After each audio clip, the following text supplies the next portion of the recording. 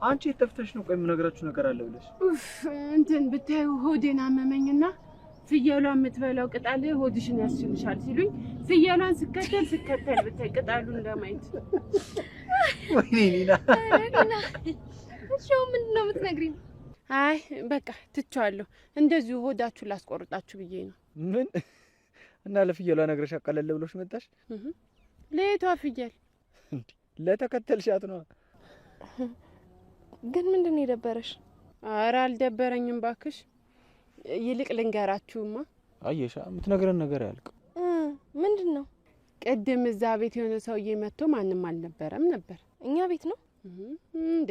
እና መቼስ የራሴ ቤት የለኝ። እሺ ከዛ ስለሆነ ስለ መሬት ሲያወራ ከዛ ኢንቨስተር ነኝ እኔ መሬታችሁን ላለማን የመጣሁት አልኩት። ኢንቨስተር ከምታያቸው ትራክተር ብታያቸው ያምኑሽ ነበር። ለምን? ይሄ ጸጉር ይኸውልሽ በሰዓት ስንት ሄክታር መሬት ያርሳል መሰለሽ? ጊዜም ሰዓትም ጉልበትም ቆጣቢ ነው። ጥርሳችሁ ይርገፍ። እኔ እናንተ መቀለጃውኛ ይልቀር። ወይኔ ግን ሰውየው ማን ነው? ተሻለ ነው ዘለቀ ብቻ እንደዛ ነገር። እንዴ ማን ነው ተሻለ ዘለቀ? እኔ አላውቀውም ባክሽ። ግን እውነት ነው ሰውየው ካመነሽ እውነትም የዋ ነው ማለት ነው። ይኸውልሽ መሬታችንን ልትቀማን መጣች ብለው ሰልፍ እንዳይወጡብሽ ብቻ አታስቡ። ልታለማን የመጣችሁ ብለው ተሸክመውኝ እንደ ንግስታቸው በአደባባይ ነው ይዘውኝ የሚዞሩት።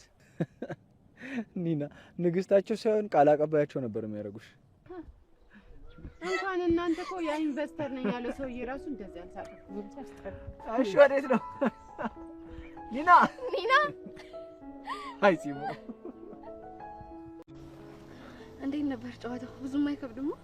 ጨዋታው እኮ ብዙም አይከብድም። እና ለምንድን ነው አስሬ ስትሸነፍ የነበረው? እንዴ ባንቺ መሸነፍ ስለሚያስደስተኝ ነው። ምን እያልክ ነው? ኪራ ወዴት ሄድክ? የእውነቴን እኮ ነው ጽናት። ከአንቺ ጋር ሰው ሌላ ዓለም ውስጥ ነው የምገባው።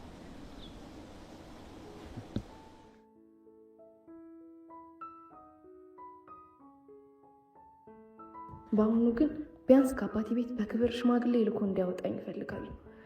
እንደ ከብት ዝም ብዬ አልከተለው። ምክንያቱም ቢከፋኝ ዞሮ መውደቂያ አባቴ ነው።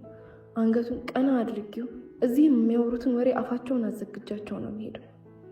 ስለዚህ በቶሎ እንዳያገኘኝ እሆናለሁ።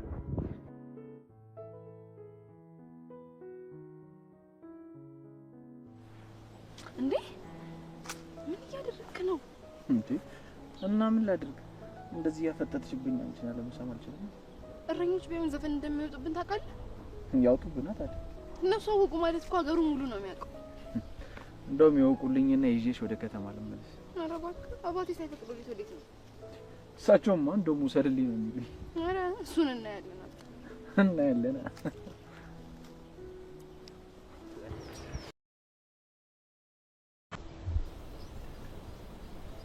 ውጪ አንዴ ተሸንፌያለሁ። ቅጣቴን እቀጣለሁ። ትንሽ እንዴ አለፍኩ ካልኩ እኮ። እንደዛ የሚባል ነገር የለም። አሁን ጎትቼ ከማነሳሽ ራስሽ ተነሽ።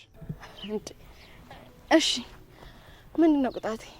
እኮ ነይ ንገርሽ እኮ ንገረኝ። ምንድነው ቅጣቱ? ነይ እንዴ ምንድነው ቅጣቱ? ንገረኝ። ነይ ያልኩሽ እኮ። እኮ ምንድነው ቅጣቱ? ነይ ቅጣቱ ምንድነው? ነይ ኪራ ወይኔ ይሄ ነው ቅጣቱ። ይሄ ነው። ወይኔ ኪራ ዞረኝ። ኪራ እኮ በደንብ ያዙርሽ። እሱ ነው እንዴ ይፈልግ። እሺ